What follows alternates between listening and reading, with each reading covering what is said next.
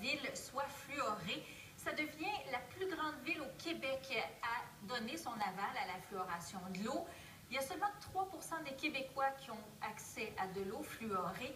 Pour faire le tour de la question, on reçoit le Dr Barry Dolman, qui est président de l'Ordre des dentistes du Québec. Bon matin. Bon matin, je suis très heureux d'être ici. Bon, alors Trois-Rivières qui décide d'aller de l'avant avec la fluoration de l'eau, c'est beau, mais ça donne quoi? Ça donne un effet de domino pour essayer de convaincre les autres villes à travers la province d'adopter le même règlement. Pour l'Ordre des dentistes du Québec, on a vraiment rêvé de cette décision et on pense que la fluoration de l'eau, c'est une mesure sécuritaire, peu coûteuse, efficace. C'est une mesure pour la santé. Qu'est-ce que ça fait le fluor sur les dents, entre autres, parce que, bon, on parle surtout des dents.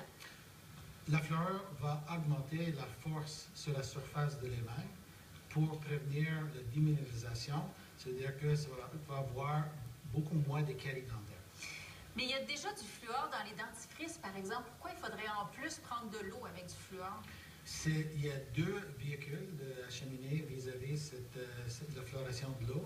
La fluoration de l'eau va augmenter la croissance de l'émail avec le fluor et tu vas avoir une dent qui est beaucoup plus résistante dès la croissance.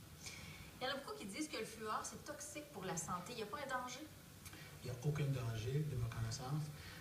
Les personnes qui soulèvent la question de toxicité, c'est la même chose. Je donne un autre exemple. Dans le sel, il y a de l'iode.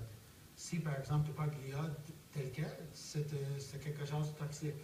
Mais on met dans le sel pour prévenir des maladies de thyroïde. C'est la même chose avec le fluor. L'oxygène, ça peut être toxique. On ne peut pas nécessairement enlever un produit chimique et dire, bon, ce produit est toxique. Il faut qu'on regarde globalement la façon que le produit est utilisé dans toute évidence de science pour améliorer la santé. Sauf qu'il y a plusieurs années, l'eau était fluorée et les villes ont cessé de le faire. Il doit y avoir une bonne raison. Dans certaines villes, c'est enlevé à cause de la distribution. C'est une question de coût. Et dans des autres secteurs, comme je dis, c'est une question de politique. Il y a des personnes qui, avec moins d'évidence de science, qui ont décidé de faire pression sur leur conseil d'administration de faire cette décision.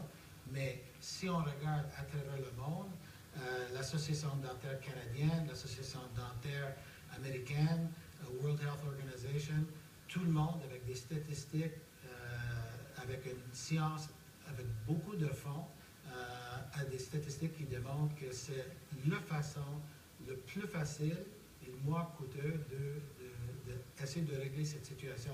Je peux dire que je fais une blague de temps en temps.